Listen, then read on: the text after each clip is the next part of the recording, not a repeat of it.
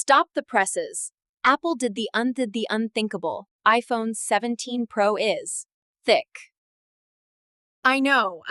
It's the most maximalist an iPhone has ever felt, and I'm honestly kind of into this whole going pro thing. They freed themselves up to make the Pro phone even more pro, and I said, finally, a phone that matches my complicated emotional baggage. This Pro is the best-selling iPhone, proving the masses secretly want the full buffet, not the salad bar. We're talking a 5,000 milliamp hour battery, and for the first time ever, a vapor chamber inside. But the real question is, did Apple fix the things that drive me crazy? Let's dive in before my camera overheats. No professional needs 8 lenses, but 3 perfectly matched 48 megapixel cameras? Yes, please, and thank you. That new 4X telephoto is 48 megapixels, giving you much more detail and less noise than last year's little pea shooter.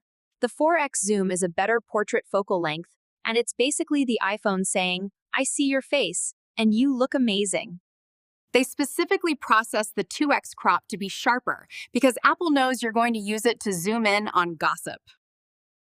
This is ProRes RAW footage, meaning I can actually change the white balance after I shoot, like I'm a wizard or something.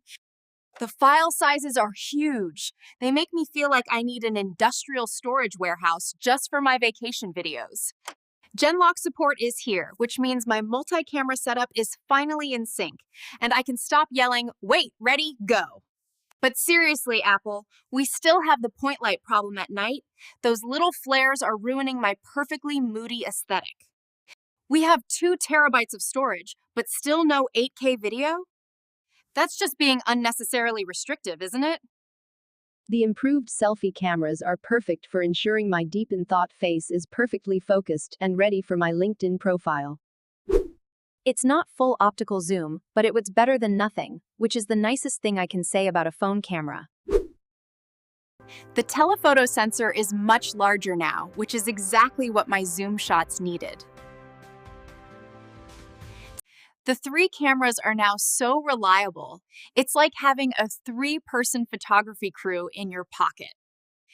I am loving the 3 matching 48 megapixel cameras. Consistency is key in the Pro world. The changes are stacking up nicely over the years, making the jump from a 14 Pro a huge win. I really wish they'd fix the lens flare issue, and it feels like such a simple fix for a phone this expensive. I love the new design. It goes the other direction and isn't afraid of a few extra fractions of an inch. Bless its heart.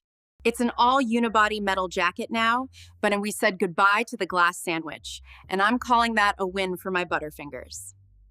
The new plateau at the top is a great resting spot for my index finger. It's like a built-in handle for scrolling. My biggest nitpick. Where is the black color, Apple? Are you doing this just to mess with my soul? The color you pick shows up around the front bezel, so the orange and silver are constantly screaming at me. I told you it was a nitpick, but the lack of a dark neutral color is practically a tragedy. We've got the scratch gate chatter. The anodization scratches off and reveals the raw silver aluminum underneath. I've been tossing mine around like a cheap toy, and I haven't had issues, but I'm basically tempting fate. The most vulnerable spot is around the tightest corner radii. It's the Achilles heel of this beautiful metal design. Corning's ceramic shield is clearly awesome, but I still treat this front glass like it's a priceless artifact. The base 17 is the one most people should get, but this Pro Max is always the popular kid. I actually think the new plateau looks great. It gives the design a much-needed aggressive edge. I miss the physical alert slider so much, and I hate having to turn on the screen just to know the state. The A19 Pro chip is here, and shocker, it's 20% faster. It's so fast, I can barely keep up with my own scrolling. Paired with 12 gigs of RAM, these phones feel so quick and snappy, it's like my fingers have superpowers. The extra thickness made room for the vapor chamber, which is basically a tiny, phone-sized air conditioner for my chip. It rarely got more than slightly warm, and it's so chill, it should be relaxing on a beach right now. This means it holds higher frame rates longer while gaming, so no more mid-boss thermal throttling rage quits. I can record video forever now because the display brightness doesn't immediately dim and give up on me. The stuff that makes a really good Pro iPhone is also awesome for regular people. Turns out, everyone loves sustained performance. We've all been saying for years, hey, just make a thicker phone and put more battery in it. Slow clap for finally listening, Apple. The thermal management is seriously impressive. This is the coolest iPhone I've ever held under heavy load. It's benchmarked around 20% faster, making every interaction feel instantly responsive. The jump to 12 gigs of RAM is a necessary evil for future-proofing, and it helps the phone feel so much snappier. The 17 Pro has a 20% bigger battery. It's like finding a bonus level in a video game you didn't know existed. The Pro Max finally cracks the 5,000 milliamp hour mark. Now that's what I call a power-up. We're up to 40-watt charging now. That's half a battery in 20 minutes, which is, progress in Apple land. I know my Android friends are rolling their eyes at 40 watts, but for an iPhone, this is basically a miracle. It's nowhere near the Ultra phones with 100-watt charging, but I'll take a 20% improvement with a grateful smile. The phone is so efficient, I'm getting 5+ hours of screen on time, and I still have enough power to outlast my friends. Getting 50% battery in 20 minutes means I can finally stop frantically searching for an outlet at the coffee shop. I love that I can end the day with 30% left. It's the kind of confidence I need in my life. The screen now has a toggle for PWM dimming, which is fantastic for my sensitive eyes. There's a slightly better anti-reflective coating, so now I can almost see my own reflection without squinting dramatically. Satellite connectivity has expanded to messaging, so now I can finally text my weird thoughts from the middle of nowhere. At the end of the day, the paradox is that making the Pro iPhones more pro is actually better for all the masses. It's the most freed iPhone yet, and that freedom led to better features for everyone, which is genuinely good stuff. I think when they eventually make some iPhone Ultra, I'll still want all of that, but for now, this is a solid A+, no notes. The unibody metal design means less points of failure, which is the kind of peace of mind I pay a premium for. Every little bit helps outdoors. I don't want to fight the sun for my screen time. If you want the absolute best and most maximalist iPhone experience right now, the Pro Max is definitely the one.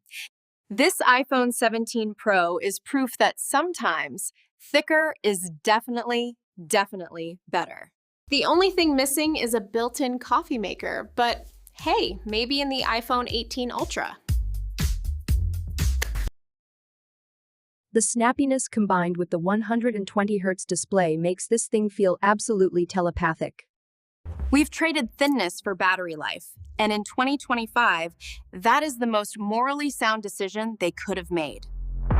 For the price you pay, you deserve these maximalist features, so don't let anyone tell you otherwise.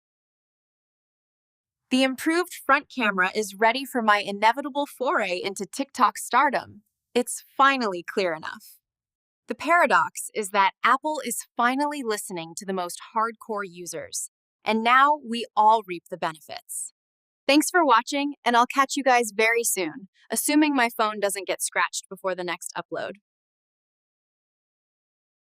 This phone is a pocket powerhouse, and it's heavy, but it's the weight of pure, unadulterated performance. The telephoto lens is finally delivering the crisp detail I need to spy on my neighbors. Despite the thickness, the in-hand feel is still incredibly premium, thanks to the unibody design. I no longer have to worry about my screen dimming in the middle of a shoot. Thank you, Vapor Chamber. I'm so glad they included the PWM dimming setting. It's a small victory for screen-sensitive people everywhere. The Genlock support means this phone is seriously ready to integrate into any professional production workflow. This is the true Ultra experience, even if they won't call it that yet. They did all this and didn't change the price point much, which is the most surprising thing of all. The camera quality for simple point-and-shoot users is more capable and reliable than ever before. The cellular performance is also slightly better, meaning fewer dropped calls in my basement. The improved cooling is what allows for the sustained A19 Pro performance. It's all connected. The biggest takeaway is that sometimes Apple has to get out of its own way to make a great product. I'm definitely giving this a massive thumbs up for the sheer amount of meaningful Pro upgrades. The extra fractions of an inch were absolutely worth it for the battery life alone. The ceramic shield protection means less worry about micro scratches on the front display. With 12 gigs of RAM, I can finally stop micromanaging all my background apps. What a relief! The portrait shots from that 4x telephoto are just chef's kiss perfect, and I love that focal length. This is the year Apple truly embraced the Pro moniker, with hardware that actually backs it up. The 3000 nits peak brightness makes this display visible even when the sun is trying to blind me. The flexibility of ProRes RAW means I no longer have to stress about getting the perfect exposure on the fly. The fact that I can't kill this phone in a day is the highest praise I can give any flagship. The unibody metal design feels fantastic in the hand. It's solid, premium, and durable. I know I shouldn't complain, but the lack of a black option still feels like a personal attack. This iPhone 17 Pro is the definition of a comprehensive, no compromises upgrade. The Telephoto 48MP update is probably the most underrated feature of the whole camera system. I'm calling it. The new design is a major success, and the extra weight is a worthwhile trade-off. This is the best iPhone Apple has ever made, and I'm genuinely excited to keep using it.